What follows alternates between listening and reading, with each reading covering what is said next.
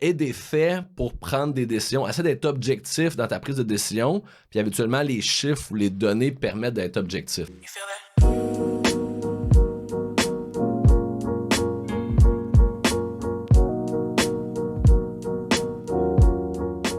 Bonjour Guillaume. En ce podcast numéro 11, Guillaume Godbout, tu es l'invité d'Entrepreneuriat Québec pour que tu nous présentes un peu ton profil d'entrepreneur. Donc, peut-être la première question que j'aurais le goût de te poser, pourquoi tu es devenu entrepreneur? C'est une très, très bonne question. Je m'amuse à dire que j'étais tellement mauvais employé que j'avais pas le choix de réussir dans l'entrepreneuriat. Je comprends ça. Il faut quand même avoir du guts à un certain moment pour se lancer. Je voyais ça comme pas plus gros que ça l'était. Je pense que ça faisait partie de mon aspiration d'être mon propre boss, de me lancer là-dedans. J'étais un petit peu naïf aussi, je penserais à l'époque, à dire ça va être, c'est le fun, c'est un beau projet, puis ça doit pas être si compliqué que ça. Force est d'admettre que il y a des challenges qui vont venir tôt ou tard dans l'entrepreneuriat, mais c'était un peu sur un...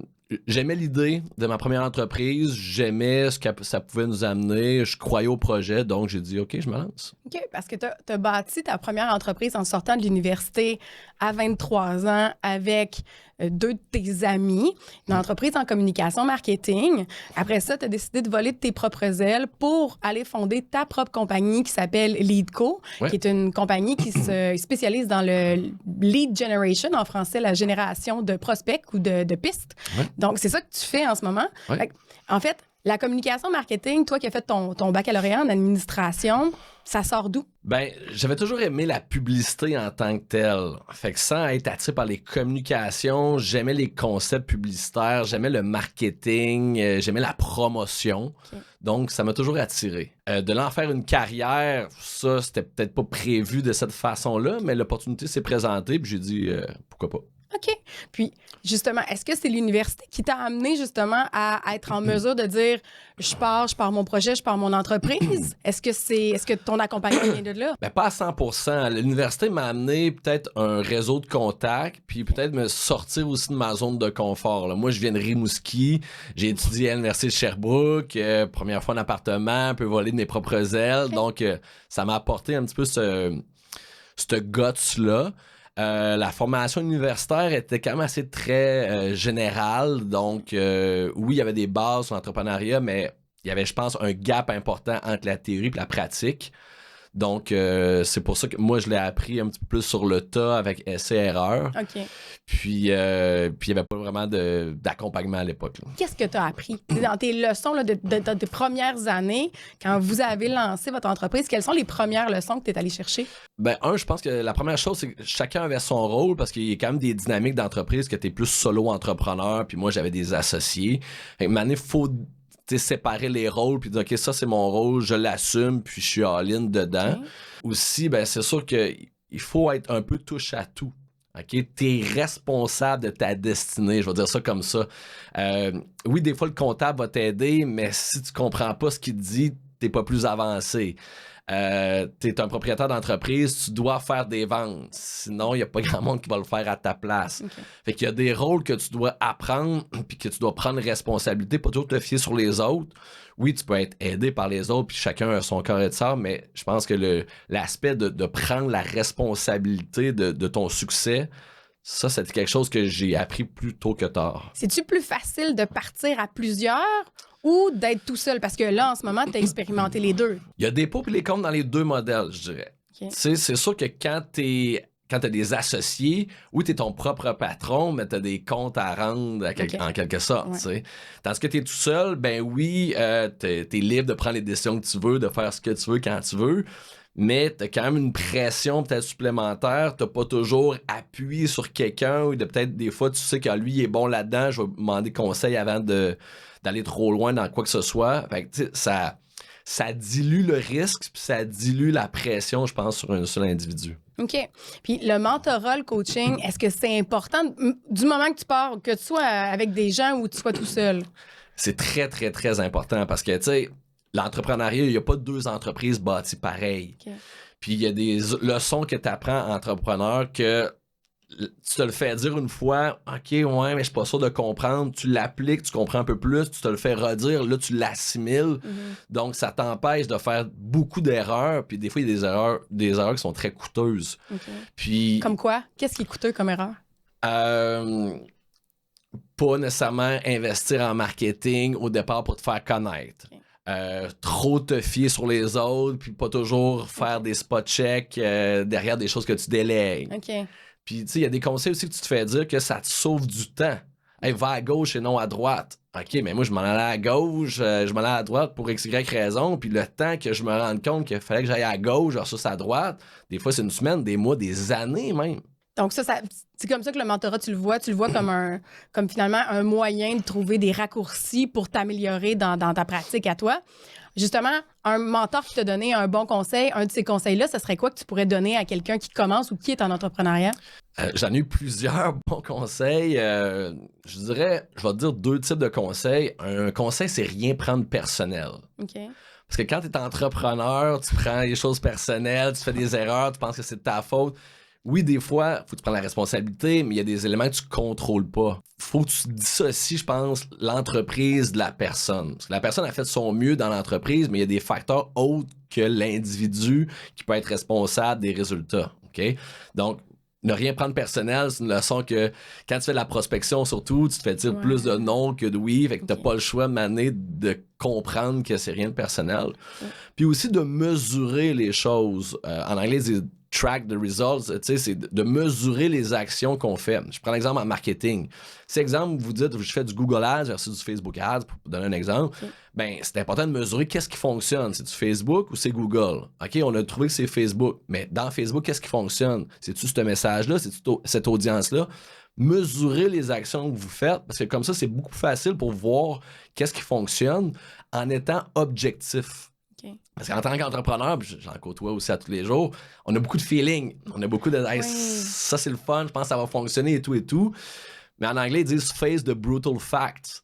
Tu sais, aie des faits pour prendre des décisions. Essaie d'être objectif dans ta prise de décision, puis habituellement, les chiffres ou les données permettent d'être objectif. Mais c'est ça qui est drôle, parce qu'effectivement, en entrepreneuriat, on rencontre beaucoup de personnes qui y vont au feeling. Et il y a une grosse partie d'intuition dans l'entrepreneuriat. Donc, est-ce que ça t'est arrivé, justement, que ton intuition te serve et même le contraire, qu'elle te desserve? Je suis quand même un gestionnaire intuitif à la base. OK? Je suis pas un fan de recherche, marketing pendant des heures et des mois, des semaines. Je suis plus à l'instinct. Je pense qu'il y a une façon d'écouter un petit peu sa petite voix intérieure pour savoir est-ce que je m'enligne vers la bonne chose ou non. Plus qu'on gagne en expérience, plus que notre voix est précise, puis je pense que plus qu'on la comprend. Avec ses signes autant positifs que négatifs. Puis je pense que si on fait l'erreur plusieurs fois, mané, c'est qu'on l'écoute pas vraiment puis on le fait à notre tête. C'est ça, je pense, la ligne entre l'intuition puis, je dis dans le suborn, mais l'entêtement. C'est d'avoir un petit peu ce thermomètre-là, savoir, je suis dans l'entêtement ou j'ai vraiment les chiffres appuient ma décision. Il y a des recherches qui démontrent d'ailleurs que passé l'âge de 35 ans, on a déjà, qui viennent de notre éducation, des patterns ou des façons de faire qui sont ancrées en nous. Donc, c'est très dur, passé 35 ans, de pouvoir moduler ces patrons-là qui font partie de nos schèmes de reconnaissance. Est-ce que tu penses que le fait d'avoir commencé l'entrepreneuriat jeune t'a aidé aujourd'hui justement à mieux naviguer là-dedans? Oui. Je vais dire oui et non. Oui, parce qu'à l'époque, mettons, j'avais moins de responsabilités, j'étais plus naïf, donc j'étais plus on se lance, ça me dérange moins. Est-ce que n'importe qui peut avoir du succès en entrepreneuriat à n'importe quel âge? La réponse est oui. Il y a des success stories partout dans plusieurs mêmes pays qui disent que peu importe l'âge, quand tu te lances, ben c'est sûr que t'es peut-être pas au même niveau, t'as pas le même background, etc., mais il n'y a pas d'âge pour se lancer. Okay? Il y a des tonnes d'études là-dessus. Cependant, moi, c'est mon parcours. Est-ce que c'est mieux que d'autres, pire que certains? Probablement, mais je me suis pas posé ces questions-là à l'époque quand je me suis lancé. Non, tu as décidé que tu partais, puis c'est ça. Ouais, exact. Puis peut-être aussi, d'un côté, justement, on se lance. S'il y avait des nouveaux entrepreneurs qui venaient te voir puis qui disaient, bon, ben Guillaume, j'ai une idée d'affaires, je veux me lancer, ce serait quoi les premiers conseils que tu leur donnerais? Et pas peur. sais, parce qu'il y a beaucoup de peur de mal faire, il y a beaucoup de peur qui retient les gens de se lancer. OK. En anglais, on dit un peu paralyzing by analyzing. Tu sais, on analyse trop puis on a peur de se lancer. Ça, c'est non. Tu sais, allez-y. Faites des actions imparfaites, selon moi, est meilleur que des actions parfaites que tu fais jamais au final. Ouais. Okay? Aussi, ben, prenez des risques calculés.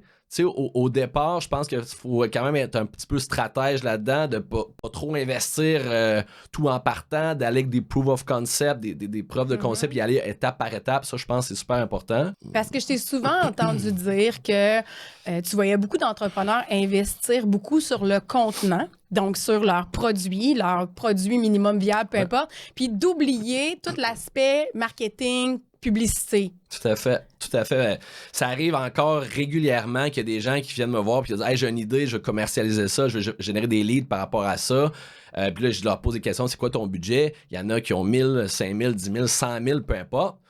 Puis là, ils veulent construire, exemple, un site web ou peu importe le produit qu'ils veulent construire. Mais après ça, je leur dis « C'est quoi après ça, ton budget de commercialisation? » OK. Ils me disent « Non, moi, j'ai ça comme budget. » Mais si tu as, mettons, 10 000 à investir, tu peux pas mettre 10 000 dans ton produit puis après ça, il n'y a personne qui le connaît. OK, oui. Donc, d'après toi, la publicité et la commercialisation, c'est là où il faut garder des montants pour pouvoir investir. Moi, la règle du pouce que j'avais, c'était 25 dans ton produit, 75 en publicité et en marketing. Tant que ça, par une version 1, un proof of concept, ben, c'est pas supposé coûter énormément versus le produit fini. Puis je vais vous donner un exemple. J'ai une entreprise qui m'a approché avec un système qu'il voulait développer, puis c'était un gros système, puis ça coûtait 50, 100 000 à l'époque. Okay? En parlant avec eux, je leur ai dit, écoutez, on pourrait juste faire une version 1 avec une landing page, avec un formulaire de contact pour qu'on voit s'il y a de l'attraction, s'il y a un besoin pour ce produit ou ce service-là. Si en bon français, ça pogne. Là. Ouais, exactement. Puis après ça, ben, ça va te coûter bien moins cher faire ça. Puis après ça, oui, tu vas avoir du travail manuel à faire, mais de là à développer un système qui se parle en temps réel avec toutes les idées possibles, un peu. Prouve-la à petite échelle, investis, génère des clients, génère des revenus. Okay. Après, tu réinvestis tes revenus étape par étape. Donc, de ne pas nécessairement partir avec un produit fini à la base, puis de s'assurer un peu l'exploration, la validation de l'idée d'affaires par justement la publicité pour voir s'il y a vraiment des clients. Parce que c'est vrai qu'il y a beaucoup d'entrepreneurs, malheureusement, qui ne vont pas passer le cap des 5 ans parce que justement, ils ont de la difficulté à arriver puis à aller chercher les bons clients pour le produit. Oui, parce que mon expérience, c'est que justement, parlons des 5 ans. De ce que je vois d'habitude dans les premières années, c'est justement le produit, il est pas bon, il n'y a pas de besoin par rapport à ça, parce que quand tu lances un produit, il faut que tu répondes à un besoin. C'est la base du marketing. Ouais. Fait que des fois aussi, les coûts d'opération font pas de sens. T'es pas capable de le vendre, ton coût d'opération, de production est plus cher que ton prix vendant parce qu'il y a de la compétition et tout. Fait que c'est comme pas viable comme idée, mais quand tu l'as vécu à petite échelle, ben là, tu le sais que c'est pas viable versus d'avoir tout investi, puis là, de dire, oh, revenir en arrière, puis tirer la plug en bon français, ça coûte cher. Puis après ça, quand cette étape-là est passée, de dire, OK, c'est viable, je veux commencer à prendre la croissance, scaler, comme on dit en anglais, ben des fois, c'est qu'on maîtrise pas assez ses dépenses. Là, on investit à gauche puis à droite, on investit en marketing, on engage du monde et tout, puis on maîtrise pas ses dépenses. Fait que maintenant, on se rend compte qu'on investit à gauche puis à droite, on mesure pas si ça marche ou ça marche pas, puis ça va tellement vite à un certain point qu'on perd un peu le contrôle, je dirais, que c'est dur de dire, OK, stop, le time-out, là, puis de revenir puis serrer un petit peu les finances, parce que de ce que j'ai vu de mon expérience, c'est un petit peu ça, que c'est maintenant, ça va trop vite, il y a trop de dépenses, puis c'est dur d'arrêter le train, je peux dire. Puis là, c'est là que maintenant, on va se dire, wow, ça marche plus, je suis plus capable, puis... C'est là que l'entreprise est en danger, finalement. Exactement. Okay. Puis de ça, justement, des entreprises en danger, t'en as connu, t'en as eu aussi. Oui. Puis, qu'est-ce qu'on garde de l'apprentissage de ces échecs-là, si on peut les nommer comme ça? Ben habituellement, il y a 2 choses que tu apprends quand tu as un échec. 1, ça coûte cher. OK? Puis de 2, ben il faut que tu sois capable de faire un post-mortem, je pense, de cette expérience-là pour pas refaire 2e fois la même erreur. C'est une super bonne règle, puis effectivement, ça peut arriver de façon déguisée parce que des fois, on s'emporte, puis surtout quand on est entrepreneur puis qu'on voit qu'il y a quelqu'un d'autre qui vibre au même diapason que nous, des fois, ça peut comme lever vite, mais il faut faire attention pour pas que ça redescende aussi vite que c'est monté.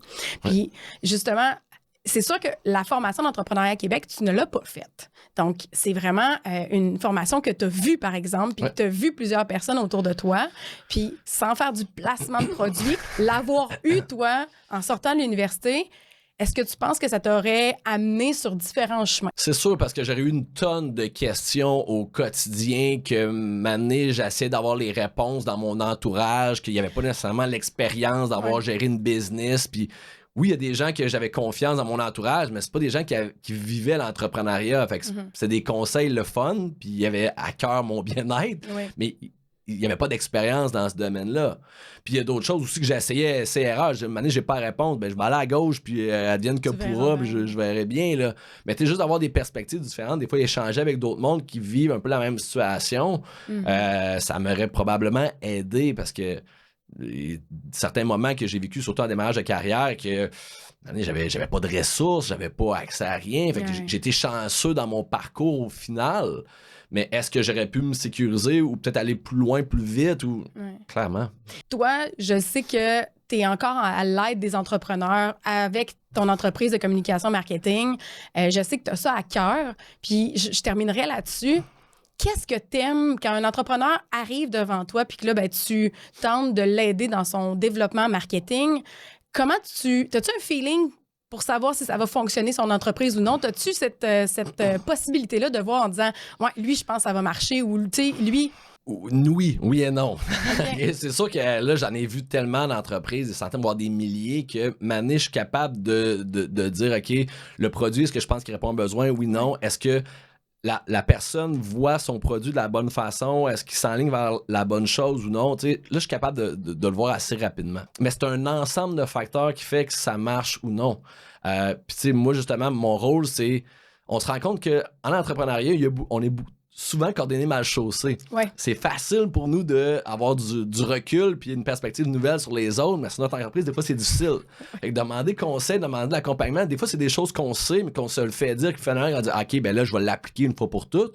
Ou ben non, c'est juste une perspective différente que dire, j'avais pas pensé à ça.